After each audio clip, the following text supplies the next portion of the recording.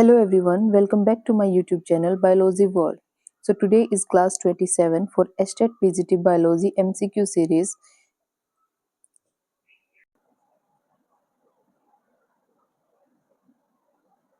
So first question is, which of the following are smaller molecular weight compounds? सबसे ज़्यादा smaller molecular weight compounds कौन से हैं इनमें से आपको बताना है. Nucleic acid no, proteins no. Proteins तो एक चेन होती है फुल लिपिड्स की, सॉरी उसकी अमीनो एसिड्स की, ठीक है. And polysaccharides no, it's lipids. Actually होता क्या है, जो लिपिड्स होते हैं ना उनमें इंसोल्यूबल एसिड के फ्रैक्शंस मिलते हैं, ठीक है. और वो क्या बनाते हैं, they form vesicles that can not pass through filtering membrane. जो कि मेम्ब्रेन होती है फिल्टर करने वाली, उसको पास नहीं कर पाते हैं, ठीक है. सो उनके पास क्या होते हैं, वेसिकल्स से बनते हैं. और इनका खुद का मोलिकुलर वेट होता है, इंडिविजुअल मतलब सिंगल सिंगल सिंगल इनका मोलिकुलर वेट होता है, जो कि एक्सीड नहीं होता, मतलब किससे ज़्यादा नहीं हो सकता, 800 डाल्टन्स. इट्स 800 डाल्टन, ठीक है. तो इसके मोलिकुलर वेट के ऊपर बेस करके हम बताते हैं कि लिपिड जो होते हैं बहुत स्मॉल मोलिक्यूल होते हैं, क्योंकि इनका बहुत कम मोलिकुलर वेट होता है, ठीक है. So correct option for this question is lipids. Next question is attraction of water molecule to polar surface is termed as. Okay, water molecules का पोलर सरफेस के साथ अट्रैक्शन कौन सा होता है? Is it water potential? No. Cohesion? No. It's adhesion. Yes, surface tension भी नहीं होता. जो एडहेशन होता है वो मॉलिक्यूल के बीच में और किसी दूसरे सब्सटेंस के साथ उसका अट्रैक्शन कैसा होता है, उसको हम एडहेशन बोलते हैं, ठीक है. जैसे वाटर मॉलिक्यूल हो गया और उसका सरफेस हो गया. जैसे प्लांट्स के अंदर जब वाटर की मूवमेंट होती है, रूट से लेकर और पूरे होल प्लांट के अंदर सभी पार्ट्स के अंदर, सो उसका जो वाटर का जो वेसल्स की जो सरफेस होती है, जाइलम वेसल्स की सरफेस होती है, उसके साथ जो अट्रैक्शन होता है उसको हम बोलते हैं एडहेशन, ठीक है. जो प्लांट की सेल वॉल के साथ. ओके, कोहेशन फोर्स क्या होता है? Cohesion force is attraction between molecules of same substance. जैसे पानी के जो मॉलिक्यूल्स होते हैं, जैसे H2O होता है, ठीक है. इनका आपस में जो अट्रैक्शन है, जो बॉन्ड्स हैं, ये इस अट्रैक्शन को बोलते हैं cohesion. So correct option for this question is adhesion force, C option. Next question is which of the following is a copper releasing IUD. इनमें से कौन सी एक कॉपर रिलीजिंग आईयूडी है? लिपीज लूप, प्रोजिस्ट्रेट. प्रोजिस्ट्रेट के नाम से आपको पता चल रहा है कि ये कॉपर रिलीजिंग नहीं है. LNG20 no. Lippes loop no. It's Multiload 375. Multiload 375 and CU copper T.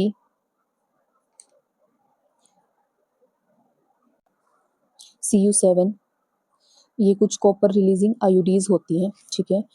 Multiload 375 क्या करती है, इसके पास कॉपर Cu2 पॉजिटिव आयंस होते हैं जो कि सप्रेस करते हैं स्पर्म की मोटिलिटी को, ठीक है. और फर्टिलाइजिंग जो कैपेसिटी होती है स्पर्म की, उसको भी रिड्यूस करते हैं. सो और नॉन मेडिकेटेड आयोडीज जो होती हैं वो इंक्रीज करती हैं फेगोसाइटोसिस और स्पर्म, ठीक है, विद इन यूट्रस. जैसे कि लिपीज लूप को हम देख सकते हैं, ये इंक्रीज करती है फेगोसाइटोसिस ऑफ स्पर्म यूट्रस के अंदर, ठीक है. So it's Multiload 375.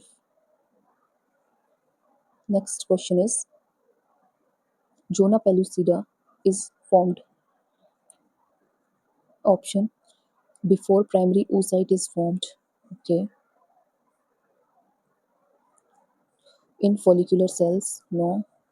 In secondary oocyte, no. In follicular cells and primary oocyte, both, yes. Zona pellucida जो होती है वो एक थिक ट्रांसपेरेंट ग्लाइकोप्रोटीन होती है, मेम्ब्रेन, ग्लाइकोप्रोटीन्स की बनी हुई मेम्ब्रेन होती है जो कि सराउंड करती है प्लाज्मा मेम्ब्रेन को, किसकी, मेमेलियन oocytes की, ठीक है. प्राइमरी oocyte क्या क्या सिक्रेट करते हैं, ग्लाइकोप्रोटीन्स, जैसे कि ZP1, zona pellucida 1, ZP2, ZP3, okay, जो कि ये एक लेयर बनाते हैं, ठीक है. और इसी लेयर को हम जोना पेलुसिडा का नाम देते हैं. कहाँ प्रेजेंट होती है, ये कहाँ बनती है, फोलिकुलर सेल्स के अंदर and primary oocytes. Okay, so correct option for this question is D. Next question is, the plant grown through micropropagation are called. जो प्लांट ग्रो किए जाते हैं माइक्रो प्रोपगेशन से, उनको क्या कहा जाता है? Tissue culture, explant, Soma clone और सोमेटिक हाइब्रिड। टिश्यू कल्चर से शुरू करते हैं। टिश्यू कल्चर क्या होता है? एक ऐसी टेक्निक होती है और एक ऐसा प्रोसेस होता है जिसको यूज़ किया जाता है कुछ प्लांट्स को ग्रो करने के लिए। खुद से प्लांट उसके अंदर ग्रो नहीं करता, ठीक है, not the name of plant themselves. कुछ टेक्निक्स को हम यूज़ करते हैं प्लांट को ग्रो करने के लिए, ठीक है, तो ये तो नहीं है। देन एक्सप्लांट, एक्सप्लांट क्या होता है? स्पेसिफिक प्लांट का पार्ट होता है जो कि ओरिजिनल प्लांट से लिया जाता है उसको कल्चर करने के लिए। मीन्स एक कोई भी आप पार्ट ले सकते हैं किसी प्लांट का। मान लो किसी प्लांट के आपने स्टेम लिया, ठीक है, जैसे रोज होता है उसके स्टेम्स को हम ग्रो कर सकते हैं, तो वो एक एक्सप्लांट है। So this is also not correct option. Soma clones क्या होते हैं? वो प्लांट होते हैं जो कि प्रोड्यूस किए जाते हैं थ्रू माइक्रो प्रोपगेशन, और ये क्या होते हैं? जेनेटिकली आइडेंटिकल होते हैं ओरिजिनल प्लांट के, ठीक है, जिससे वो ग्रो करते हैं। क्योंकि वो ये जो प्लांट्स होते हैं सोमा क्लोन्स वाले, ये प्लांट डिराइव किए जाते हैं वेजिटेटिव सेल से, ठीक है, इसीलिए इनको क्लोन्स बोला जाता है। देखिए इनके नाम में क्लोन आता है, ठीक है, इसीलिए इनको क्लोन बोला जाता है क्योंकि ये जो ओरिजिनल प्लांट होता है उसके बिल्कुल डिटो कॉपी ही होते हैं, ठीक है, कोई चेंजमेंट नहीं होता इनमें। देन आपका सोमेटिक हाइब्रिड आता है। सोमेटिक हाइब्रिड में क्या होता है? ये प्रोड्यूस किए जाते हैं फ्यूजन ऑफ प्रोटोप्लास्ट, ठीक है, प्रोटोप्लास्ट, दो डिफरेंट वेराइटीज की स्पीसीज की, ठीक है, और एक नया प्लांट क्रिएट किया जाता है जिसको हाइब्रिड सेल बोलते हैं, hybrid cell. Okay, so true option for this question is somaclones, जिसके अंदर क्लोन्स बनते हैं, आइडेंटिकल कॉपीज बनते हैं, डिट्टो कॉपीज, ठीक है। Next question is, in human ovary ovulation takes place at the end of secretory phase, end of menstruation, ये तो बिल्कुल गलत है, ठीक है, बिगनिंग ऑफ प्रोलिफरेटिव फेज, ये भी गलत, and of proliferative phase, yes, जब प्रोलिफरेटिव फेज का एंड होता है, ठीक है, जब प्रोलिफरेटिव फेज चलता है तो वो इन्फ्लुएंस करता है एस्ट्रोजन को, ठीक है, यूट्राइन की लाइनिंग के लिए, थिकनेस के लिए, और इसी फेज के बाद मेनिस्ट्रेशन एंड होती है और ओव्यूलेशन होता है, ठीक है। सिक्रेटरी फेज के अंदर ये फॉलो करता है ओव्यूलेशन को, ठीक है, उसके बाद रप्चर होता है फॉलिकल और फिर कॉर्पस ल्यूटियम बनता है, ठीक है, और वो क्या सीक्रेट करते हैं? प्रोजेस्टेरोन, किसकी प्रिपरेशन के लिए? Lining of potential implant, okay, implant के लिए, उसकी मेम्ब्रेन को थिक करने के लिए। So true option for this question is D, end of proliferative phase. Next question is, interferons are released by, interferons किसके द्वारा रिलीज किए जाते हैं against viral infections, viral infections में, against viral infections, virus infected host cell, okay, hepatocytes, no, blood platelets, no, uninfected blood cells, no, virus infected host cell. So जब एक cell infect होती है वायरस से, उसके पास कुछ प्रोटीन्स होते हैं जिनको हम क्या बोलते हैं? इंटरफेरोन्स, ठीक है, और तभी इन प्रोटीन्स को रिलीज किया जाता है। ये प्रोटीन क्या करते हैं? ये प्रोटीन एक वार्निंग सिग्नल क्रिएट करते हैं जो कि अनअफेक्टेड सेल्स हैं, जो अनइन्फेक्टेड सेल्स हैं उनके लिए, ठीक है, उनको स्टिमुलेट करते हैं कि वो एंटीवायरल प्रोटीन बनाएं और वो इंटरफेयर करें वायरल रेप्लिकेशन को, ठीक है। इनेट इम्यूनिटी होती है इसमें कुछ, इसको इनेट इम्यूनिटी ही बोलते हैं, ये एक क्रूशियल पार्ट होता है बॉडी का, ठीक है, साइटोकाइन बैरियर का। इन इम्यूनेट इम्यून सिस्टम, हमारे इम्यून सिस्टम के पास कुछ ऐसी पावर्स होती है, कुछ ऐसी इम्यूनिटीज होती हैं जो कि एक्सटर्नल जो भी कोई वायरल इन्फेक्शन वगैरह होते हैं उससे फाइट करने की ताकत होती है उनके पास कह लो उनकी इम्यूनिटी होती है, और वही इम्यूनिटी को यहाँ पर यूज किया जाता है। बट इंटरफेरोन्स क्या होते हैं? वो एक सिग्नलिंग का काम करते हैं, ऐसे प्रोटीन होते हैं, ठीक है।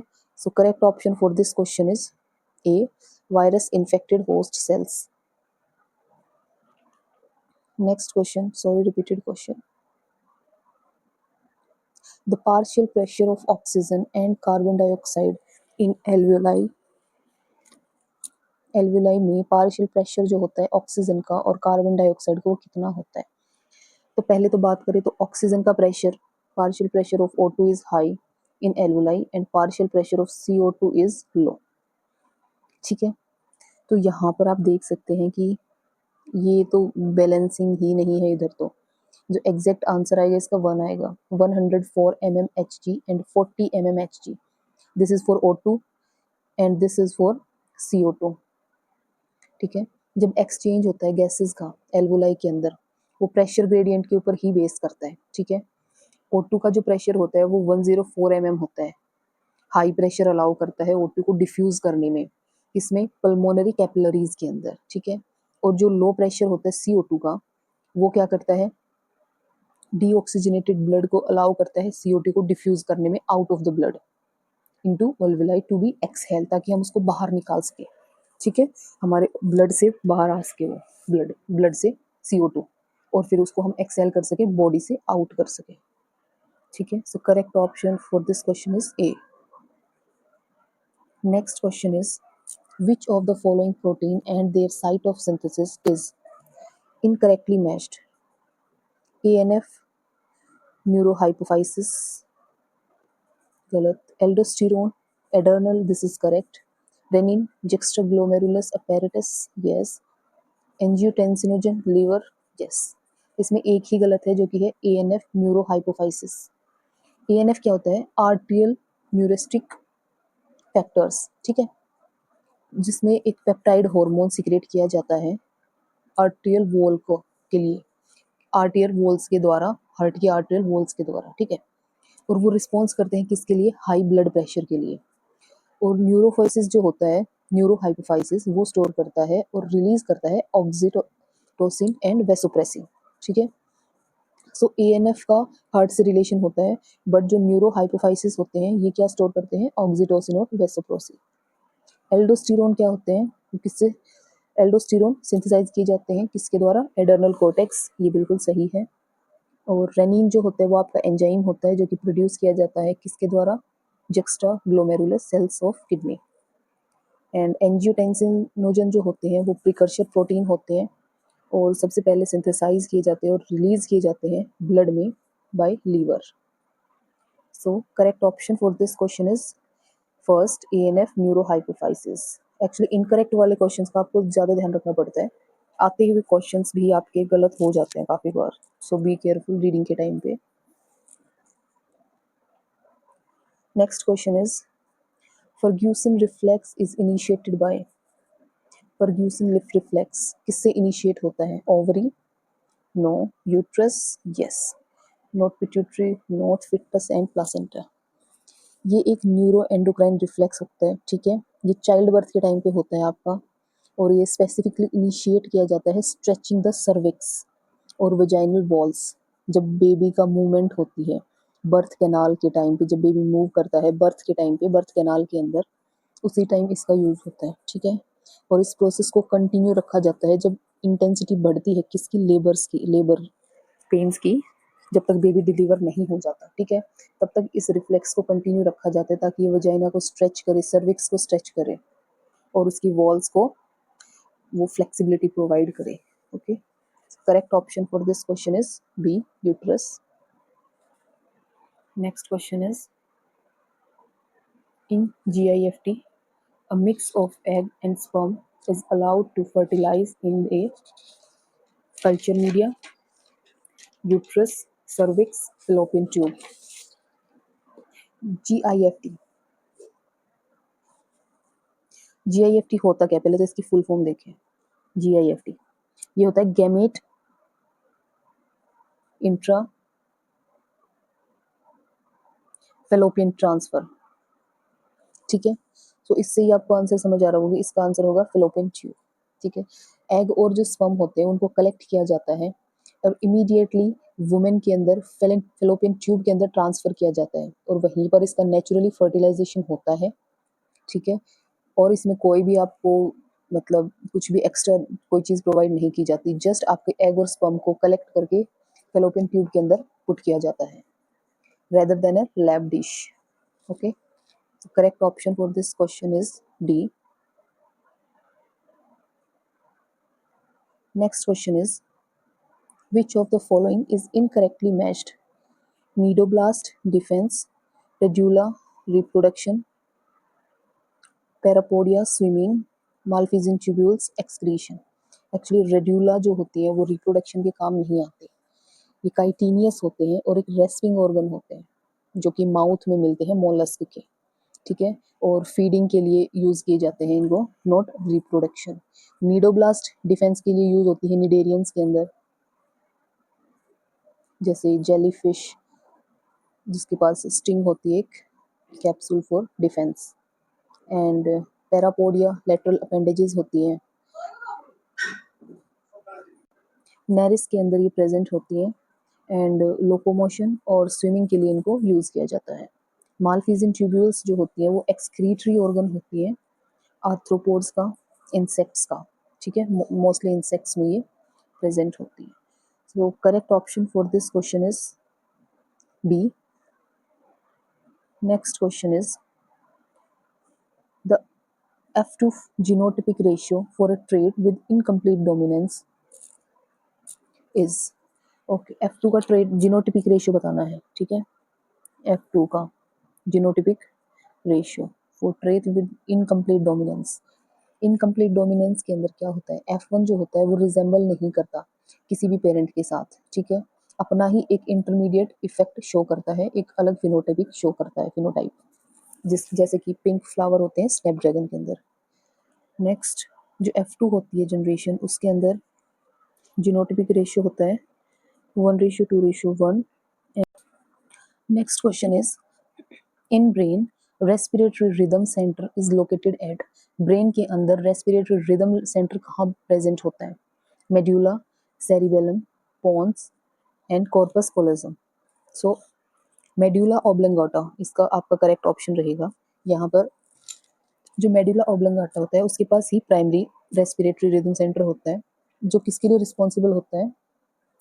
Maintain the basic rhythm of respiration. Okay, pons क्या होते हैं? इनके पास न्यूमेटोटॉक्सिक सेंटर होता है जहाँ पर मॉडरेट फंक्शंस होते हैं रेस्पिरेटरी सेंटर के। एंड जो सेरिबेलम होते हैं वो प्राइमरीली किसके लिए इन्वॉल्व होते हैं? मोटर कंट्रोल्स, ठीक है, motor controls and balance. Corpus callosum क्या होता है? नर्व ट्रैक्ट जो होते हैं उनको कनेक्ट करना, लेफ्ट राइट सेरेब्रल हेमिस्फीयर को, ठीक है। So correct option for this question is medulla. Next question is, which of the following statement is true regarding bundle sheath cells? Bundle sheath cells का के लिए correct option कौन सा है? They have thin wall for efficient gas exchange. They lack rubisco. They lack package. They have few chloroplasts.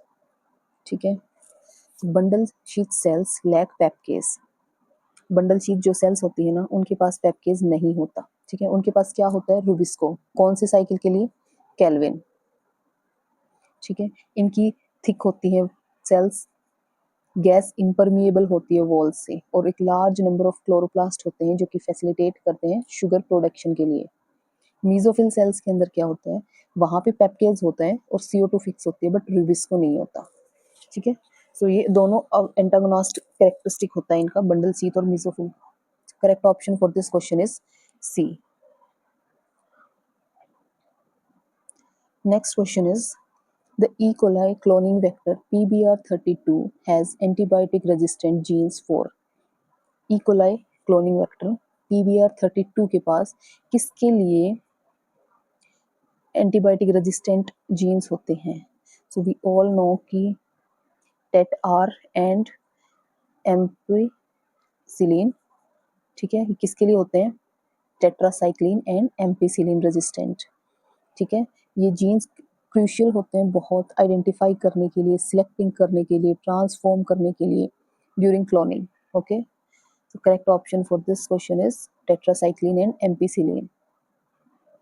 Next question is, which of the following plant structure is diploid? Protonema, strobilus, thallus, prothallus. So it's diploid पूछा है इन्होंने, ठीक है, तो it's strobilus. ये corn like structure होता है जो कि बहुत सारे प्लांट्स में मिलता है, किस किस में, जिम्नो में और सम टेरिडोज में, ठीक है। इनके पास स्पोरेंजिया होता है जो कि स्पोरोफाइट का पार्ट हो, स्पोरोफिटिक जनरेशन का पार्ट होते हैं, और ये डिप्लॉयड होते हैं, ठीक है, दे आर डिप्लॉयड। प्रोटोनिमा एक थ्रेड लाइक चेन होती है सेल्स की, जो कि अर्ली स्टेज में बनती है ब्रायोफाइट्स मॉसिस में ऑलमोस्ट। इनकी लाइफ साइकिल गेमेटोफिटिक होती है, ठीक है, गेमेटोफिटिक जनरेशन में बनते हैं मतलब ये। थैलस प्लांट बॉडी होती है जिसके अंदर रूट्स है, स्टेम्स हैं, लीव्स हैं, वो आइडेंटिफाइड नहीं होते, जो अर्ली प्लांट्स थे जैसे एल्गी, फंगी, ठीक है। कुछ लीवर वर्ड्स भी आ जाते हैं इसमें। और प्रोथैलस जो होता है वो एक हार्ट शेप स्ट्रक्चर होता है, ऐसे हार्ट शेप स्ट्रक्चर होता है कुछ, ठीक है। इसके अंदर बहुत सारी सेल्स प्रेजेंट होती हैं और ये एक इंडिपेंडेंट गेमेटोफाइट होता है, ठीक है। So correct option for this question is strobilus. So that's all for today. I hope these classes are useful to you, and please continue with me till your exam happen. Please like, share and subscribe my channel. Thank you.